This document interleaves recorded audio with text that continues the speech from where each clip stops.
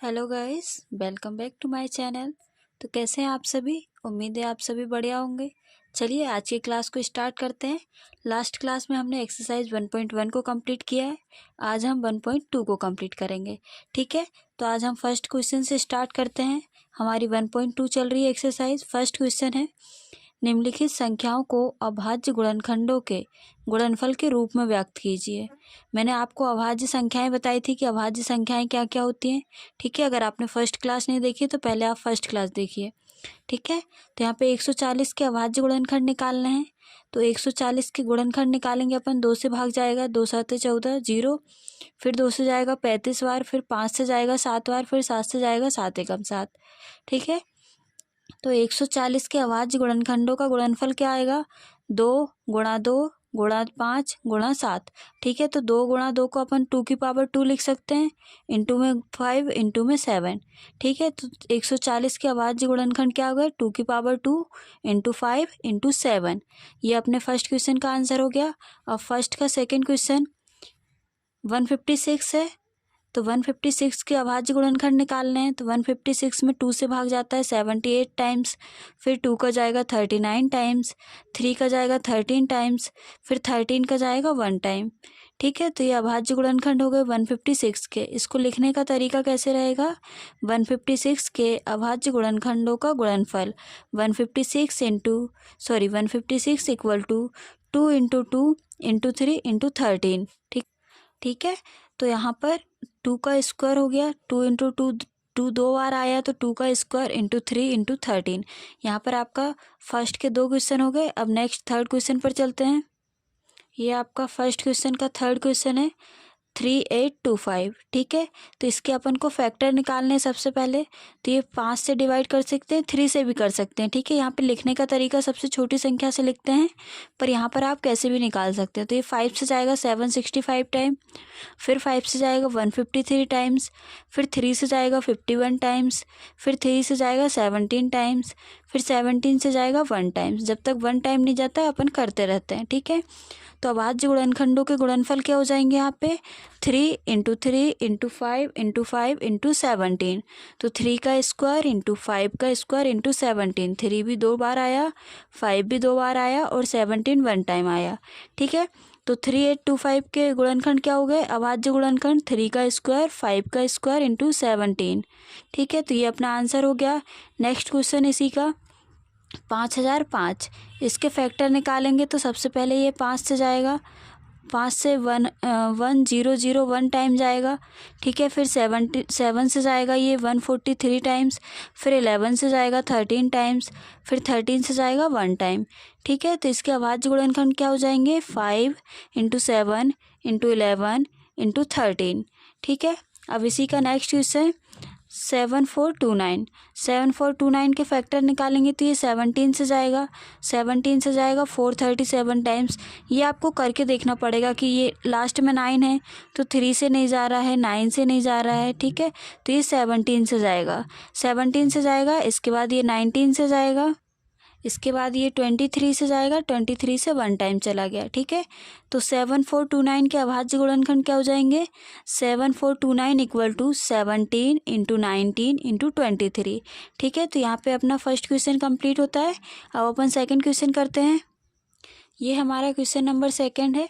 पूर्णांकों के निम्नलिखित युग्मों के एचसीएफ और एलसीएम ज्ञात कीजिए तथा इसकी जांच कीजिए कि दो संख्याओं का गुणनफल बराबर एलसीएम इंटू एचसीएफ है।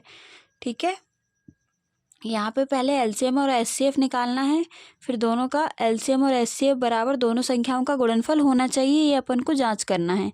तो यहाँ पर 3 क्वेश्चन दिए हैं। फर्स्ट क्वेश्चन करते हैं अपन 26 और 91 का। ठीक है, 26 और 91 का। 26 के फैक्टर निकालेंगे तो 2 इंटू 13 हो जाएंगे। 91 के निकाल रहे हैं 91 के, तो 7 इंटू 13 हो गया। तो इसको लिखेंगे 26 बराबर 2 की पावर 1 इंटू 13 की पावर 1। ऐसी 91 हो जाएगा 7 की पावर 1 और 13 की पावर 1। ठीक है, तो 26 और 91 के उभयनिष्ठ अभाज्य गुणनखंडों का गुणनफल, मतलब जो दोनों में कॉमन है वो क्या है? 13। तो 13 की पावर 1 इक्वल टू 13। 26 और 91 के सभी अभाज्य गुणनखंडों का गुणनफल, पहले उभयनिष्ठ निकाला अपन ने, जो उभयनिष्ठ आ गया दोनों में जो कॉमन है, ठीक है, कॉमन 13 है तो 13 को लिखा। इसके बाद सभी लिखने हैं, जितने भी फैक्टर हैं उन सभी का गुणनफल लिखना है। तो 2 × 7 × 13, 13 दोनों में कॉमन है तो सिर्फ एक ही बार आएगा। तो 2 × 7 × 13 इक्वल टू हो जाता है 182। तो यहाँ पर महत्तम समापवर्तक HCF क्या होगा, जो दोनों में कॉमन है। मैंने आपको HCF निकालना बताया है पहले भी, जो दोनों में कॉमन है 13। और लघुत्तम समापवर्तक क्या होगा, जो दोनों में है टोटल पूरे 2, 7 और 13 सभी गुणनखंड ले लेते हैं तो वो LCM हो जाता है, ठीक है, छोटी से छोटी घात, तो वो LCM होता है। तो यहाँ पे 2 × 7 × 13 आ गया आपका 182, तो 182 हो जाएगा आपका लघुत्तम समापवर्तक LCM, ठीक है। LCM और HCF निकाल लिया। इसके बाद इसकी जांच करनी है, पहली संख्या गुणा दूसरी संख्या बराबर LCM × HCF। पहली संख्या 26 है, दूसरी संख्या 91, तो 26 × 91 इक्वल टू LCM 13 है, सॉरी HCF 13 है और LCM अपना 182 है। तो ये HCF पहले लिखा है यहाँ पर, यह है HCF × LCM, आगे पीछे आप लिख सकते हैं, कोई दिक्कत नहीं है, ठीक है। तो इसका गुणा करेंगे तो 2366 आएगा, तो इधर भी 2366 आ रहा है, ये बराबर आ गया, मतलब हमारा क्वेश्चन सही है, ठीक है। हमें यही प्रूफ करना था, इति सिद्धम, या आप बोल सकते हैं प्रूव्ड, ठीक है। नेक्स्ट क्वेश्चन पर चलते हैं। हमारा नेक्स्ट क्वेश्चन है 510 और 92, 92। तो 92 के गुणनखंड निकालेंगे तो 2 × 2 × 23, ऐसी 510 के निकालेंगे तो 2 × 3 × 5 × 17। तो दोनों में उभयनिष्ठ देखेंगे क्या है, 2 है, 2 यहाँ पर भी है, 2 यहाँ पर भी है। तो 92 तथा 510 के उभयनिष्ठ अभाज्य गुणनखंडों का गुणनफल हो गया 2⁴ इक्वल टू 2, तथा 92 और 510 के सभी अभाज्य गुणनखंडों का गुणनफल, पहले कॉमन वाला देख लिया, कॉमन 2 है, फिर सभी वाले निकालेंगे तो 2⁴ हो गया, इसमें 2⁴ है इंटू 23, तो 2⁴ इंटू 3 इंटू 5 इंटू 17 इंटू यहाँ पे होगा 23, ठीक है।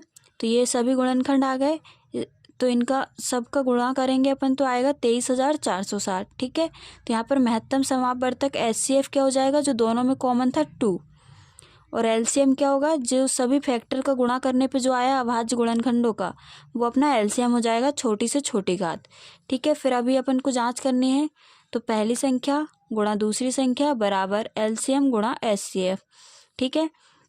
तो ये 2 आप पीछे लिख लेना, बाकी 2 यहाँ पर भी लिखोगे तो कोई दिक्कत नहीं है। तो ये 92 × 510 बराबर 23460 गुणा 2, तो इन दोनों का गुणा करेंगे, इन दोनों का गुणा किया तो 46920, इस तरफ किया तो ये भी आएगा 46920, दोनों साइड बराबर है, मतलब हमारा क्वेश्चन सही है। तो इति सिद्धम, ये आपका आंसर आ गया, इसको बोल सकते हैं आप प्रूव्ड, ठीक है। नेक्स्ट क्वेश्चन करते हैं थर्ड है आपका 54 और 336। 54 के फैक्टर निकाले तो 2 × 3⁵ आ रहा है, ये यहाँ पे निकले हुए हैं, आप देख सकते हैं। फिर 336 के निकालेंगे तो 2⁴ इंटू 3⁴ इंटू 7⁴, ये दोनों के फैक्टर निकल गए। अब दोनों में कॉमन क्या है, 2⁴ और 3⁴, ठीक है। उभयनिष्ठ क्या आ जाएगा कॉमन, 2⁴ और 3⁴, तो ये हो गया 6, तभी तथा सभी अभाज्य गुणनखंडों का गुणनफल, अभी कॉमन निकाला, अब सभी गुणनखंडों का गुणनफल निकालेंगे अपन तो आ जाएगा 3024। सभी लेंगे तो सभी में मैक्सिमम पावर ले सकते हैं, जैसे 2⁴ है, 3⁵ है, इंटू 7 है, ठीक है। तो सभी लेना है यहाँ पे। अब महत्तम समापवर्तक क्या होगा, जो हाईएस्ट कॉमन था वो वाला 6, एंड लघुत्तम समापवर्तक क्या होगा, जो सभी फैक्टर का गुणनखंड आया वो वाला, ठीक है। अब जांच, ठीक है गाइस, यहाँ पे LCM और HCF आ गया आपका, HCF 6 है, LCM आ जाएगा 3024। फिर जांच करनी है, पहली संख्या गुणा दूसरी संख्या बराबर LCM गुणा HCF। पहली संख्या 54, दूसरी संख्या 336, LCM आ गया 3024 और HCF आया आपका 6, दोनों तरफ इंटू कर रहे हैं तो ये 8144 आ रहा है, जो कि दोनों तरफ बराबर है। तो यहाँ पे अपना क्वेश्चन प्रूफ हो जाता है। अब नेक्स्ट क्वेश्चन पर चलते हैं। अब हमारा नेक्स्ट क्वेश्चन नंबर 3 है। इसमें भी सेम आपको एलसीएम और एचसीएफ निकालना है, लेकिन यहाँ पर 3 संख्याएं दी गई हैं। तो तीनों के सबसे पहले फैक्टर निकालेंगे, अभाज्य गुणनखंड। 12 का निकाला तो 2 × 2 × 3 मतलब 2 का स्क्वायर इंटू 3, ठीक है। 15 का निकाला तो 3 × 5। 21 का निकाला तो 3 × 7। अब इनको कॉमन लिखना है। सबसे पहले संख्याओं के उभयनिष्ठ, संख्याओं के अभाज्य गुणनखंडों का गुणनखंड है ना, उभयनिष्ठ अभाज्य गुणनखंडों का गुणनफल। तो उभयनिष्ठ क्या हो जाएगा इनमें, यहाँ पर भी 3 है, यहाँ पर भी 3 है, यहाँ पर भी 3 है, ओनली 3 कॉमन है तो 3 आ जाएगा, ठीक है, न्यूनतम घात वाला। फिर संख्याओं के सभी अभाज्य गुणनखंडों का गुणनफल, सभी अभी कॉमन निकाल लिया, अब सभी निकालेंगे। जैसे 2 की पावर 2 हाईएस्ट है, 3 है, 5 है और 7 है, तो यह जाएगा 2 की पावर 2 इंटू 3 इंटू 5 इंटू 7। तो इनका गुणा करेंगे, 2 की पावर 2 4 होगी, 4 गुणा 3 गुणा 5 गुणा 7, तो ये हो जाएगा 420। तो हमारा यहाँ पे एचसीएफ या महत्तम समापवर्तक 3 होगा, हाईएस्ट कॉमन। जो तीनों में कॉमन है वो हाईएस्ट कॉमन फैक्टर कहलाता है एचसीएफ, और बाकी जो सारे फैक्टर बचे हुए हैं वो आपके एलसीएम हो जाते हैं, ठीक है, 420। अब नेक्स्ट क्वेश्चन है यहाँ पे 17, 23 और 29। तो 17 के फैक्टर निकालेंगे तो 17 एकम 17, ये तीनों तो अभाज्य संख्या हैं तो इनके फैक्टर यही रहेंगे, इसके अलावा कुछ नहीं होगा। 1 हो सकता है, 1 × 23, 29 का हो गया 1 × 29। सभी संख्याओं के सर्वनिष्ठ कॉमन या उभयनिष्ठ जो बोलना है आपको वो बोल सकते हैं आप। सर्वनिष्ठ अभाज्य गुणनखंडों का गुणनफल बराबर 1 हो गया यहाँ पे न्यूनतम घात, ठीक है। और अब नीचे अपन क्या निकालते हैं, सभी संख्याओं के अभाज्य गुणनखंडों का गुणनफल। कॉमन निकाल लिया, अब सभी जो बचा 17 × 23 × 29 इनका निकालेंगे तो 11,339, ठीक है। ये अपना यहाँ पे क्या आ जाएगा, एलसीएम। अतः एचसीएफ कितना हो गया 1, क्योंकि 1 के अलावा कुछ कॉमन नहीं है, और एलसीएम कितना हो गया, लघुत्तम समापवर्तक 11,339, ठीक है गाइस। नेक्स्ट क्वेश्चन पर चलते हैं, ठीक है गाइस। अब आपका थर्ड क्वेश्चन है 8, 9 और 25। 8 का आप फैक्टर निकालेंगे तो 2 × 2 × 2 × 1 लिख सकते हैं, तो 2 की पावर 3। 9 का फैक्टर निकालेंगे तो 3 × 3, इसको लिख सकते हैं आप 3 का स्क्वायर इंटू 1, इसको लिख सकते हैं आप 2 का पावर 3 या 2 का क्यूब इंटू 1, ठीक है। 25, 5 × 5, 5 का स्क्वायर इंटू 1। तो सभी संख्याओं में उभयनिष्ठ अभाज्य गुणनखंड, ठीक है गाइस। अब यहाँ पे हाईएस्ट कॉमन फैक्टर निकालना है, तो उभयनिष्ठ अभाज्य गुणनखंड 1 हो गया, तथा सभी संख्याओं के अभाज्य गुणनखंडों का गुणनफल कितना हो गया, 8 × 9 × 25, ये हो गया 1800। हाईएस्ट कॉमन फैक्टर, इसमें ओनली 1 कॉमन है, बाकी यहाँ पर कुछ भी कॉमन नहीं है, और एलसीएम कितना हो जाएगा 1800। तो यहाँ पे अपन क्या लिखेंगे, अतः मासा मतलब महत्तम समापवर्तक एचसीएफ आपका 1 हो जाएगा, लासा लघुत्तम समापवर्तक एलसीएम 1800 हो जाएगा, ठीक है गाइस। अब नेक्स्ट क्वेश्चन नंबर 4 पर चलते हैं। यहाँ पर आपको एचसीएफ दिया हुआ है 306 और 657 का एचसीएफ दिया हुआ है 9, एलसीएम निकालना है इसका, ठीक है। 306 और 657 का एलसीएम ज्ञात करना है। दिया है एचसीएफ बराबर 9, 306 और 657 का एचसीएफ दिया है 9। हमारे पास फॉर्मूला क्या होता है, दोनों संख्याओं का गुणनफल बराबर एलसीएम इंटू एचसीएफ। तो ये फॉर्मूला लगाएंगे, दोनों संख्याएं लिखेंगे 306 × 657 बराबर एलसीएम इंटू 9, एचसीएफ का मान रख दिया 9। ये 9 इधर इंटू में है तो इस तरफ डिवाइड में जाता है, 9 से 657 कटेगा 73 टाइम्स, 9 7 63, बचा 3 बचा 2, तो ये 27 हो गया, 9 3 27, ठीक है। तो एलसीएम बराबर क्या आ गया, 306 × 73, तो ये हो गया 22,338। अतः हमारा एलसीएम क्या होगा, 22,338, ठीक है गाइस। नेक्स्ट क्वेश्चन पर चलते हैं। नेक्स्ट है क्वेश्चन नंबर 5। जांच कीजिए कि क्या किसी प्राकृत संख्या n के लिए 6 की पावर n अंक 0 पर समाप्त हो सकती है। 6 की पावर जो n है वो 0 पर समाप्त हो सकता है या नहीं, ये बताना है। तो हम यहाँ पर लिखेंगे यदि 6 की पावर n, जहाँ n एक प्राकृत संख्या, मैंने फर्स्ट वीडियो में आपको बताया कि प्राकृत संख्याएं क्या होती हैं, ठीक है। तो प्राकृत संख्या है 6 की पावर n का मान एक ऐसी संख्या है जिसमें इकाई का अंक 0 है, तो 6 की पावर n 5 से विभाज्य होगी। यदि इकाई का अंक 0 आता है तो वह संख्या 5 से विभाज्य होगी। ये तो यहाँ पर 6 की पावर n को अपन लिख सकते हैं, हम लिख सकते हैं 2 × 3। 2 इंटू 3 की पावर n, जिसका आशय है कि 6 की पावर n के अभाज्य गुणनखंडों में 2 या 3 के अतिरिक्त कोई अन्य अभाज्य गुणनखंड नहीं है। ठीक है, 6 को क्या लिख सकते हैं अपन, 2 इंटू 3, तो 6 में 2 इंटू 3 लिखने पर कोई भी अभाज्य गुणनखंड नहीं आता है, इनके अलावा 2 या 3 के अलावा कोई अभाज्य गुणनखंड नहीं आता है। तो 6 की पावर n का कोई भी गुणनखंड 5 नहीं हो सकता, अतः 6 की पावर n अंक 0 पर समाप्त नहीं हो सकता। यह है समाप्त नहीं हो सकता। ठीक है गाइस, आपको ये समझ आया? नहीं समझ आया तो वीडियो को एक बार फिर से देखिएगा, आपको समझ आ जाएगा। बहुत इजी चैप्टर है ये, तो आपको अच्छे से समझ आएगा। ठीक है गाइस, अब अपना क्वेश्चन नंबर 6 पर चलते हैं अपन। व्याख्या कीजिए कि 7 इंटू 11 इंटू 13 प्लस 13 और 7 into 6 into 5 into 4 into 3 into 2 into 1 plus 5 भाज्य संख्याएं क्यों हैं। ये बताना है कि ये जो संख्याएं हैं ये भाज्य क्यों हैं। तो यहाँ पे सबसे पहले अपन लिख रहे हैं 7 into 11 into 13 plus 13 equal to 1001 आ रहा है इनका गुणा करने पर तीनों का, प्लस 13 करेंगे तो 1014 आएगा। अब इसके फैक्टर निकाल रहे हैं अपन। फैक्टर आपको निकालना पूरा यहाँ पे बताया गया है कि फैक्टर कैसे आए। ठीक है, तो इसके फैक्टर क्या जा रहे हैं, 2 इंटू 3 इंटू 13 इंटू 13। इसका मतलब क्या है, भाज्य संख्याएं कौन सी होती है जिसमें एक और खुद स्वयं के अलावा भी कोई फैक्टर होता है, मतलब 2 से अधिक फैक्टर हो गए उसके, तो वो भाज्य संख्या कहलाती है। अभाज्य संख्या तो मैंने आपको बताया है जिसमें ओनली 2 फैक्टर होते हैं, एक तो संख्या स्वयं होती है और एक होता है। ठीक है, और भाज्य संख्या में 2 से अधिक फैक्टर होते हैं तो वह भाज्य संख्या होती है। जैसे यहाँ पे 2 आ गया, 3 आ गया, 13 आ गया, 3 फैक्टर हो गए तो ये भाज्य संख्या हो जाएगी। दी हुई संख्या के अभाज्य गुणनखंडों का गुणनफल 2 इंटू 3 इंटू 13 इंटू 13। अतः अंकगणित की आधारभूत प्रमेय के अनुसार 7 इंटू 11 इंटू 13 प्लस 13 एक भाज्य संख्या है। यही आधारभूत प्रमेय मतलब आपका यही कि यहाँ पे 2 से अधिक फैक्टर हो गए हैं तो ये आपकी भाज्य संख्या हो जाएगी। ठीक है, अब नेक्स्ट क्वेश्चन इसी में आपको है 5000, ये 7 into 6 into 5 into 4 into 3 into 2 into 1 और प्लस 5। ठीक है, ये बताना है कि ये भाज्य क्यों है।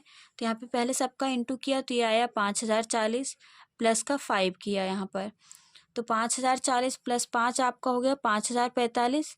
ठीक है, इसमें फैक्टर निकालेंगे तो ये हो जाएगा 5 गुणा 1009, 2 फैक्टर आ गए यहाँ पर भी और एक 1 हो जाएगा, तो टोटल 3 फैक्टर हो जाएंगे यहाँ पर। तो दी गई संख्या के अभाज्य गुणनखंड 5 गुणा 1009 है। अतः आधारभूत प्रमेय के अनुसार 7 गुणा 6 गुणा 5 गुणा 4 गुणा 3 गुणा 2 गुणा 1 प्लस 5 एक भाज्य संख्या है। ठीक है गाइस, आपको समझ आया? बस इसमें बताना था कि ये भाज्य है तो गुणा करेंगे, फिर संख्या जो प्लस करने को दी है वो प्लस करेंगे, फिर बस फैक्टर निकाल के बताना है आपको। 2 से अधिक फैक्टर हो जाएंगे तो वो भाज्य संख्या हो जाएगी। ठीक है, अब नेक्स्ट क्वेश्चन पर चलते हैं। ये हमारा आज का लास्ट क्वेश्चन है, क्वेश्चन नंबर 7। किसी खेल के मैदान के चारों ओर एक वृत्ताकार पथ है। इस मैदान का एक चक्कर लगाने में सोनिया को 18 मिनट लगते हैं, जबकि इसी मैदान का एक चक्कर लगाने में रवि को 12 मिनट लगते हैं। मान लीजिए कि वे दोनों एक ही स्थान और एक ही समय पर चलना प्रारंभ करके एक ही दिशा में चलते हैं, तो कितने समय बाद वे पुनः प्रारंभिक स्थान पर मिलेंगे। क्वेश्चन में कभी भी ये पूछे कि पुनः कितने समय बाद मिलेंगे, मतलब वहाँ पर एलसीएम निकालना होता है। ठीक है, तो सोनिया और रवि जिस स्थान से चले थे उसी स्थान पर पुनः मिलने के लिए उन्हें वह समय चाहिए जो 12 मिनट और 18 मिनट दोनों समयों का एक ही गुणज हो तथा न्यूनतम हो। न्यूनतम की बात होती है तो वहाँ पर एलसीएम की बात होती है। कल मैंने आपको बताया था कि अधिकतम की बात होती है तो एचसीएफ की होती है। ठीक है, यहाँ पर न्यूनतम की बात हो रही है तो यहाँ पर एलसीएम निकालना है। इसके लिए हमें 12 और 18 का लघुत्तम समापवर्तक एलसीएम ज्ञात करना होगा। तो 12 के फैक्टर निकाले तो 2 इंटू 2 इंटू 3, तो 2 का स्क्वायर इंटू 3, तथा 18 बराबर 2 इंटू 3 इंटू 3, तो 2 इंटू 3 इंटू 3 को कैसे लिख सकते हैं, 2 इंटू 3 का स्क्वायर। तो यहाँ पर लघुत्तम समापवर्तक क्या होगा, जो मिनिमम पावर रहेगी वो। जैसे यहाँ पे 2 की पावर 2, यहाँ पर भी 2 की पावर 2 है, यहाँ पर 2 की पावर 1 है, तो 2 की पावर 2 यहाँ पर मैक्सिमम लेना है, लेकिन संख्या मिनिमम होनी चाहिए। मतलब छोटी से छोटी संख्या भी चल जाएगी लेकिन पावर मैक्सिमम होती है। तो 2 की पावर 2 ले सकते हैं और 3 की पावर 2 ले सकते हैं। तो 2 की पावर 2 4, 3 की पावर 2 9, तो 4 इंटू 9 हो गया आपका 36। अतः वे 36 मिनट बाद पुनः प्रारंभिक स्थान पर मिलेंगे। ठीक है, आज की हमारी क्लास यहाँ पर कंप्लीट होती है। ठीक है गाइस, आप मुझे कमेंट में बता सकते हैं कि आप नेक्स्ट क्लास क्या पढ़ना चाहते हैं, और इसके नोट्स आपको टेलीग्राम चैनल पर मिल जाएंगे, तो आप टेलीग्राम चैनल को ज्वाइन कर लीजिएगा। और आप चाहते हैं कि आपके पास नेक्स्ट क्लास की नोटिफिकेशन सबसे पहले आ जाए, तो आप मेरे चैनल को ज्वाइन कर सकते हैं और चैनल को सब्सक्राइब कर सकते हैं। ठीक है guys, okay guys, thank you, bye bye, take care, thank you for giving your some important time.